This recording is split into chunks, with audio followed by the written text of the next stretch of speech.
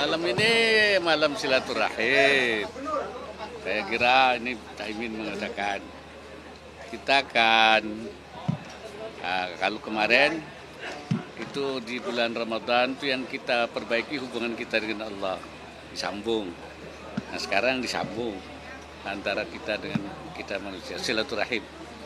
Nah ini orang Indonesia paling pintar. Tidak ada di negara lain yang bisa membuat satu cara bersilaturahim yang efektif. Dua, satu halal bihalal. Itu nggak ada di negara lain.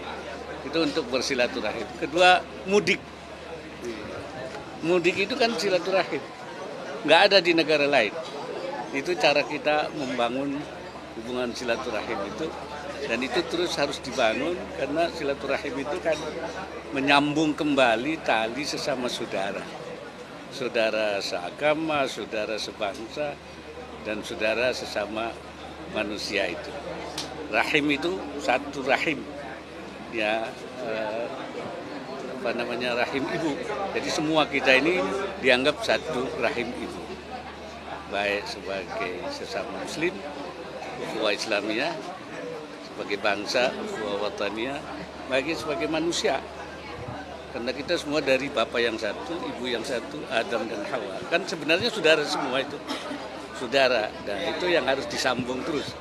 Karena itu tidak boleh ada konflik. Ya. Tapi jangan hanya formalistik, hanya ketemu. Karena apa? Karena harus dihilangkan sekatnya, permusuhannya, dendamnya harus hilang. Dari mana itu? Hatinya. Jadi yang harus diperbaiki dalam silaturahim itu membersihkan kembali hatinya. Karena kalau hatinya tidak baik itu perilakunya tidak baik. Kalau ada orang cemberut, itu hatinya berarti tidak baik. Kalau ada orang ngomongnya sengak, itu berarti hatinya tidak baik.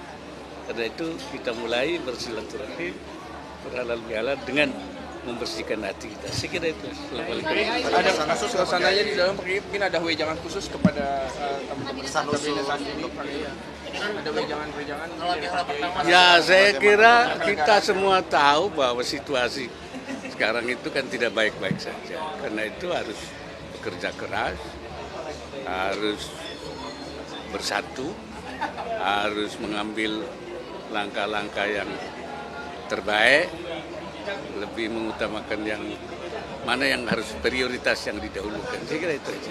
Ya, sebelumnya sempat ketemu Mas Gibran di kabinet soan ke Solo dan menimbulkan isu ada beberapa menteri di kabinet soan ke Solo ke Pak Jokowi, tapi ini kemudian muncul narasi munculnya dualisme kepemimpinan dan itu.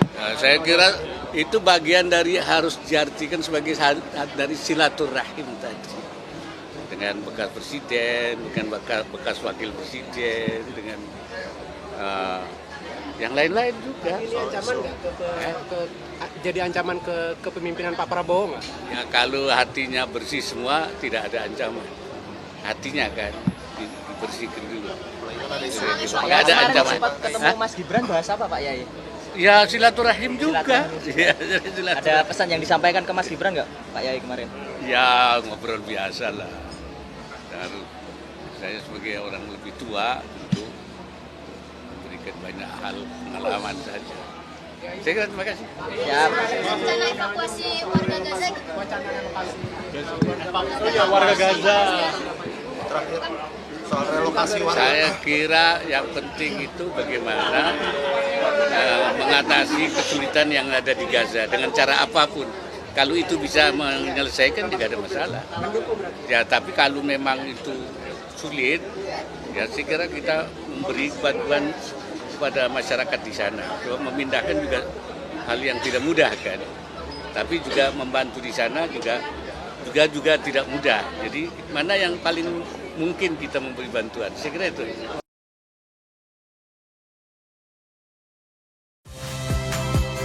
Saya Nitya Anissa.